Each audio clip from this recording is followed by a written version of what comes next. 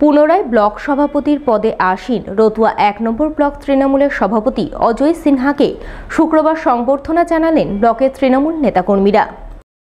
উল্লেখ্য, আসন্ন লোকসভা নির্বাচনের আগে মালদার কয়েকটি ব্লকে ব্লক সভাপতির পদে রদবদল করেছেন রাজ্য তৃণমূল নেতৃত্ব।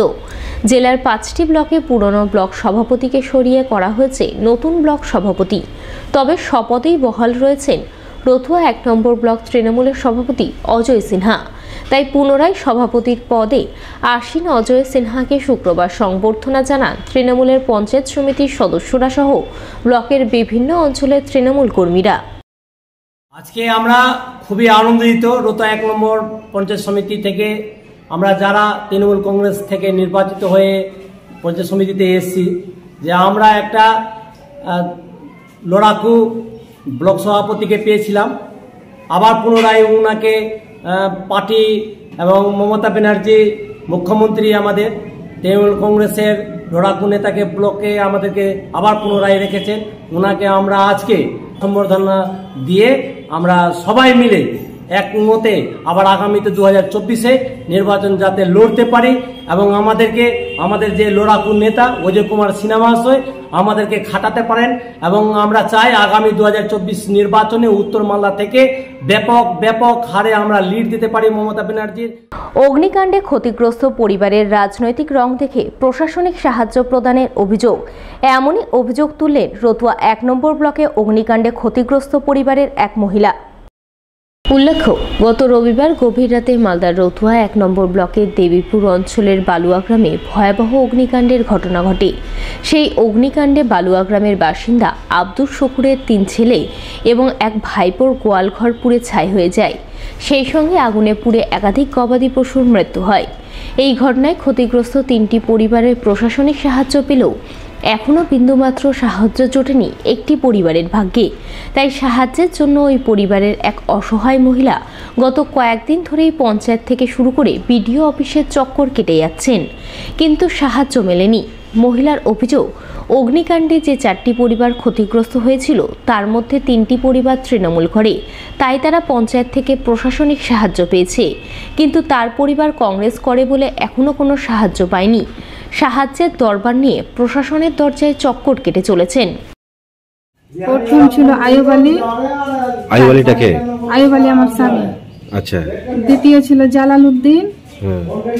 তৃতীয়তে ছিল জামিল। চতুর্থতে ছিল ইসমাইল। আচ্ছা, তো ওরা সহযোগিতা পেয়েছে? ওরা সহযোগিতা পেয়ে এনেছে। আপনি পঞ্চায়েতে গেছেন?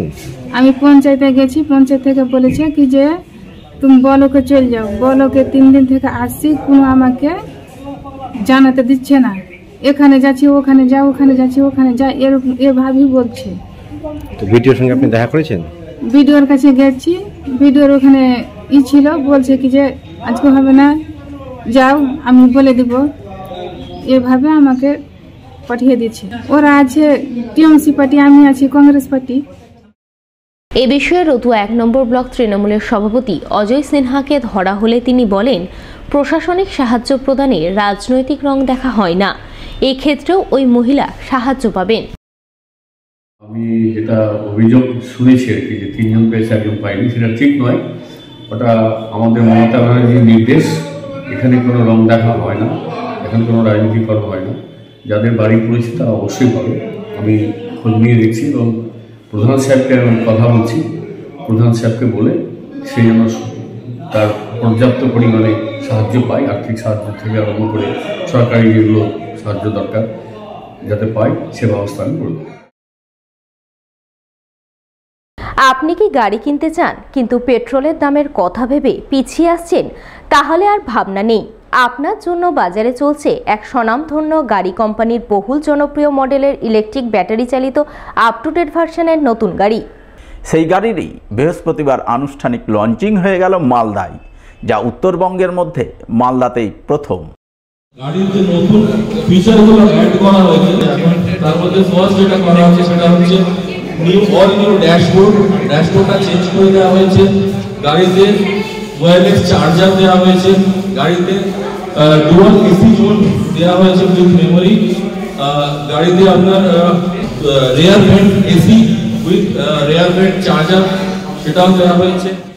এদিন পুরাতন মালদার নারায়ণপুর এলাকার এক স্বনামধন্য গাড়ি কোম্পানির ঝাঁ চকচকে শোরুমে একাধিক নতুন ফিচার্স যুক্ত সেই আধুনিক মডেলের গাড়ির লঞ্চিং হয়। লঞ্চিং অনুষ্ঠানে উপস্থিত ছিলেন ইংরেজবাজার পৌরসভার চেয়ারম্যান কৃষ্ণেন্দু চৌধুরী, কাউন্সিলর উদয় চৌধুরী, সমাজসেবী সন্তোষ কর্মকার, গাড়ি কোম্পানির শোরুমের ডাইরেক্টর সুনীল আগরওয়ালা সহ আরও অনেকেই। তারা ইলেকট্রিক চালিত আপ টু ডেট মডেলের সেই গাড়ি সম্পর্কে কি জানালেন শুনুন। আজকে একটা ইলেকট্রনিক্স গাড়ি আমরা দেখলাম, ওপেনিং করলাম আমরা। সেই গাড়িটা ভালো হবে এই কারণে ওর অনেকগুলো ক্রাইটেরিয়া আমরা লক্ষ্য করলাম যে একবার চার্জিং করলে 250 কিলোমিটার যাবে, আর চার্জিং মানে 2.5 ঘন্টা যদি ফুল চার্জ করে আবার 250 যাবে। এখন গভর্নমেন্ট পুরো সব জায়গায় চার্জিং স্টেশন করেছে, ফুয়েল সাশ্রয় হবে। আমারও প্ল্যানিং আছে দিল্লিতে একটা গাড়ি রাখার, বাড়ি কিনেছি, এবার গাড়িটা রাখবো। আজকে আমরা মালদায় প্রথম মহিন্দ্রার XUV 400 ইলেকট্রিক কার লঞ্চ করেছি, যেটা মালদায় প্রথম, এবং মহিন্দ্রার এখন জাস্ট নতুন এই কারটাকে রেনোভেট করে ইনোভেট করে নতুন অনেক কিছু ওর মধ্যে যেগুলো রিকোয়ারমেন্ট ছিল সব কিছু ঢেলে এটাকে একদম আপ টু ডেট করে এই গাড়িটা বের করা হয়েছে। এবং এই গাড়ির অনেক কিছু খাসিয়ত আছে, যেখানে আপনি বুট ক্যাম্পটা বেশি পাচ্ছেন, তার মধ্যে আপনার মাইলেজটা আগে থেকে বাড়ানো হয়েছে, এটা এখন 280 থেকে 300 কিলোমিটার ফুল চার্জে যাবে। ডেটে পরিবেশ দূষণমুক্ত করার জন্য প্রত্যেকের একটা রোল আছে আমাদের অ্যাজ এ সিটিজেন, আমরাও কিন্তু চাই। তো আজকে যদি আমরা ইলেকট্রিক গাড়ি ইউজ করি তাহলে আমরা পরিবেশটাকে দূষণমুক্ত রাখতে পারবো এবং অ্যাজ ওয়েল অ্যাজ আমাদের খরচাও কম হবে।